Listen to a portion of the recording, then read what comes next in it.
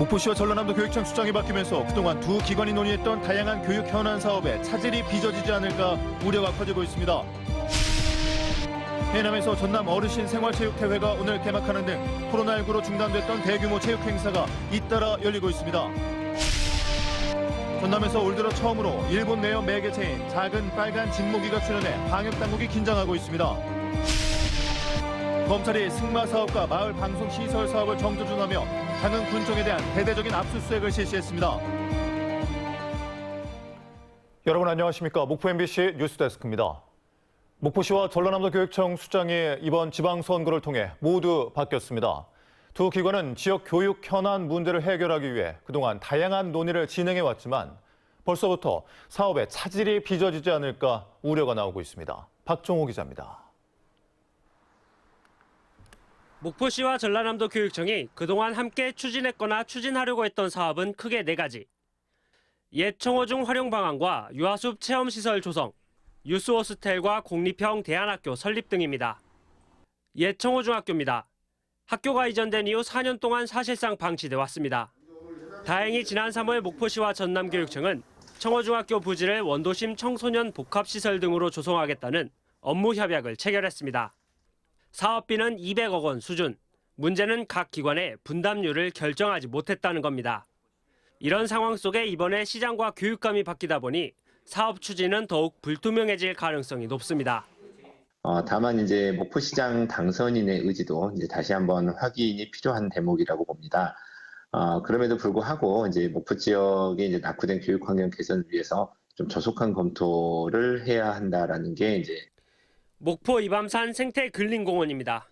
목포시와 전남교육청은 이곳에 200억 원을 투입해 유아숲놀이 체험원을 설립하기로 했고 전남도의회에서도 설립 동의안이 통과됐습니다. 하지만 최근 단체장이 바뀌었다는 이유로 목포시에서 관련 사업에 난색을 표하고 있는 것으로 알려졌습니다. 새 집행부가 구성됨으로써 혹시나 이러한 사업들이 차질이 있거나 아니면 원점에서 재검토될 수 있다는 그런 우려들이 지금 학부모들 사이에서 나오고 있는 것 같습니다. 교육은 100년지 대기라고 합니다. 하지만 목포시장과 전남 교육감이 바뀌었다는 이유로 교육 현안 사업 등이 벌써부터 흔들리면서 지역 교육에 대한 기대보다 오히려 우려가 커지고 있습니다. MBC 뉴스 박종호입니다. 전국적으로 일본 뇌염주의보가 발령된 가운데 전남에서 올 들어 처음 일본 뇌염 매개체인 작은 빨간 진모기가 출현했습니다. 전라남도 보건환경연구원은 지난 15일 완도에서 작은 빨간 진모기가 처음 확인됐다며 야외 활동 시에 모기 기피제 사용과 피부 노출 최소화 등 예방 수칙을 당부했습니다. 지난해 전남에서 채취한 모기 가운데 5.7%가 작은 빨간 진모기였습니다. 전라남도가 강기정 광주시장 당선인이 제안한 영호남 반도체 동맹 결성 제안에 대해 지지와 함께 적극적인 참여의 뜻을 밝혔습니다.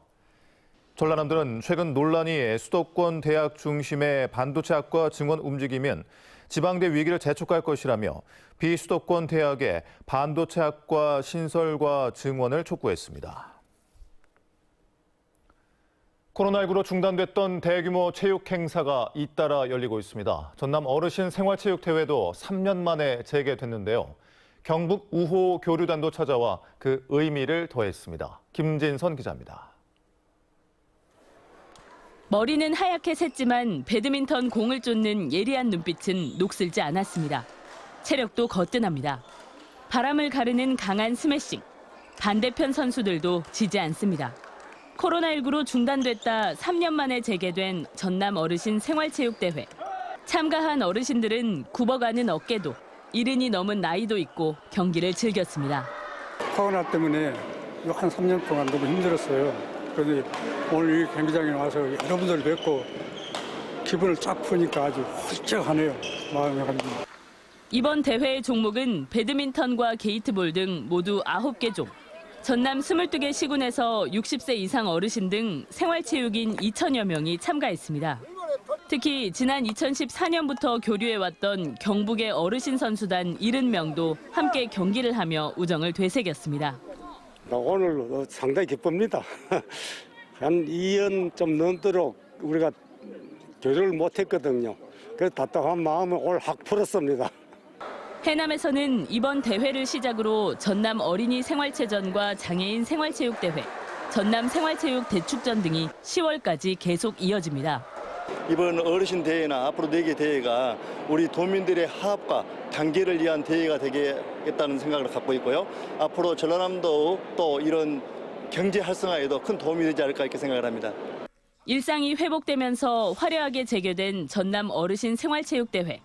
어르신 생활체육인들은 일주일에 3일간 30분씩 운동하자는 7330 실천 다짐을 선언했고 종목별 최고령 참가자에게는 건강상도 수여됐습니다.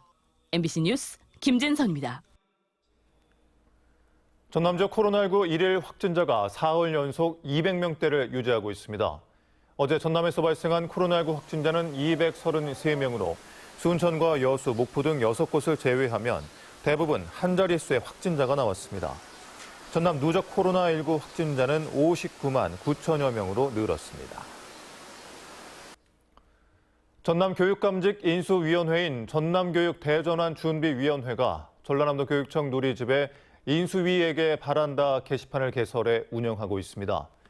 현재 게시판에는 여학생 책상 가림막을 설치해달라는 요청 등 7건의 의견이 올라왔으며 준비위는 게시판에 접수된 의견을 검토해 주민 직선 사학의 핵심 과제와 정책 도출에 적극 반영하겠다고 밝혔습니다. 주말 휴일 동안 또 다음 주에는 무더위와 집중호우가 예보됐습니다. 6월 하순이면 장마가 시작될 시기이기도 한데요. 다음 주 내리는 비가 장맛비의 시작은 아닐지, 심한 가뭄은 해갈이 될지 자세한 날씨 전망을 이다솔 기상캐스터가 전해드립니다.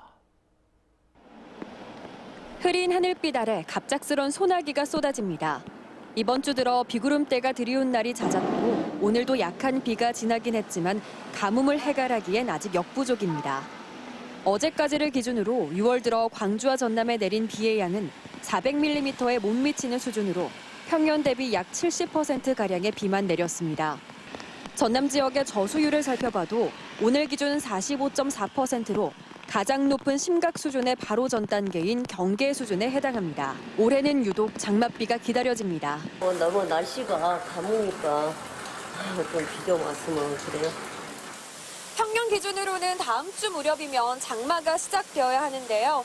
오늘 발표한 기상청 자료에 따르면 다음 주 강한 호우 소식이 들어있긴 합니다만 장마가 시작될지 여부는 아직 미지수입니다.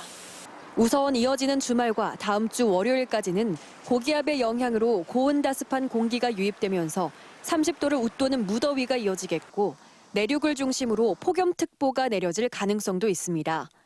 무더위 뒤로는 남해안을 중심으로 강한 호우가 예상됩니다. 집안의 균열 속에 물이 들어가면 흙의 무게가 증가돼 산사태와 무너짐 사고가 발생할 위험이 크기 때문에 가뭄 뒤 내리는 호우에는 특히 주의해야 합니다.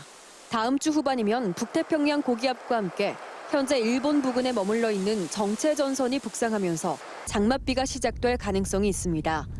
아직은 강수 변동성이 커서 구체적 장마 시점은 속단하긴 어렵습니다. 남부지방의 장마는 평년 기준 6월 23일 시작해 7월 24일 종료됐고 약 한 달가량 340mm가량의 장맛비가 내렸습니다. 또 가장 많은 비가 왔던 해는 재작년인 2020년, 비가 내린 날이 가장 적었던 해는 작년입니다. MBC 뉴스 이다솔입니다. 정부와 지자체의 방관 속에 생긴 생활 숙박시설은 각종 부작용을 낳고 있습니다. 정부가 대책을 내놓았지만 현실성도 없고 시행된다고 해도 꼼수 영업을 막을 방법은 없습니다. 우정훈 기자입니다. 지난해 정부가 발표한 생활 숙박시설 대책에 따르면 기존 주민들의 선택지는 3가지입니다. 내년 10월까지 기존 생활 숙박시설은 주민 과반의 동의를 얻어 오피스텔로 전환하거나 살던 곳을 떠나거나 아니면 해마다 이행강제금을 내야 합니다. 오피스텔로 전환하면 쉽지만 사실상 불가능합니다. 이미 오피스텔이 들어설 수 없는 토지에 지어진 곳도 있고 건물을 뜯어 고치지 않는 이상 소방시설 기준 등을 지키기도 어렵기 때문입니다. 호텔과 오피스텔은 소방 계단법도 틀리고 다 틀려요. 이게 용도명령이 될 수가 없어요. 그리고 주차 대란. 저는 사실 이게 다 탁상 먹는 것 같아서 그래요. 앞으로 들어설 생활 숙박시설에서 거주를 막을 방법도 마땅치 않습니다.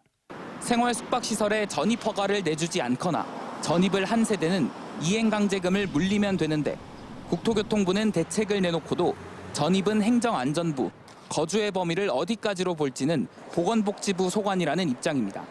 그런 부분까지 저희가 건축법 위반으로 잡는 게 문제가 있는지 그런 부분은 조금 더 이제 검토가 필요한 부분이기는 해요. 현장에서는 정부의 대책을 비웃듯 꼼수에 꼼수를 더하는 영업이 이루어지고 있습니다. 거주가 가능하다고 홍보하는 것도 모자라 다른 사람의 이름으로 전입 신고를 하면 단속에 걸릴 일이 없다고 계약을 부추기는 겁니다. 이거를 사장님 이름으로 전입을 하면은 좀 문제가 생길 여지가 큰데 사장님이 그냥 받으셨으면 사모님 앞으로 진행하는 걸로 진행하시면 됩니다. 그리고 매뉴얼을 줘요. 어떻게 하시라. 수수방관해오던 정부가 내놓은 대책마저 실효성이 없는 상황에서 기존 주민과 분양 계약자들의 씨름은 커지고 있습니다. MBC 뉴스 우종훈입니다. 장흥군이 전국 최초로 추진했던 승마체육공원 조성 의혹을 확인하기 위해 검찰이 장흥군청을 압수수색했습니다.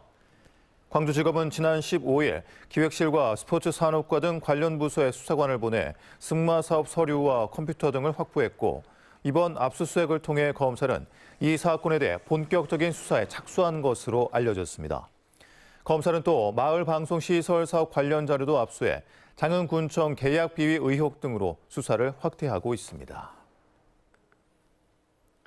오늘 새벽 2시 50분쯤 영암군 대불산단의 한 조선소에서 일하던 베트남 국적의 22살 A모 씨가 실종됐다는 신고가 접수됐습니다. 목포 해경은 주변 CCTV를 확인한 결과 A 씨가 어제 오전 6시 15분쯤 부두로 이동한 뒤 바다에 빠진 것으로 추정됨에 따라 경비정과 구조대 등을 투입해 수색 작업을 벌이고 있습니다. 김창룡 경찰청장이 전남경찰청을 방문해 특진자 등 유공경찰관을 표창했습니다. 전남경찰청 허재필 경감은 신안경찰수련원 예산 절감 등 적극 행정 유공으로 경위에서 경감으로 특진됐고 사이버 성폭력 피의자 등을 검거한 박내정 경위와 최규홍 경사는 표창장을 받았습니다. 신안군 자은도에 들어서는 라마다 프라자 호텔과 시원 리조트 개관 행사가 내일 열립니다. 시원 리조트와 백길 해수욕장 사이 잔디 광장에서 펼쳐지는 개관 행사는 남진, 박상철 등의 인기 가수들이 출연하는 MBC 축하쇼 가요 베스트로 꾸며집니다. 시원 리조트는 내부 정비를 마친 뒤에 다음 달 운영을 시작할 예정입니다.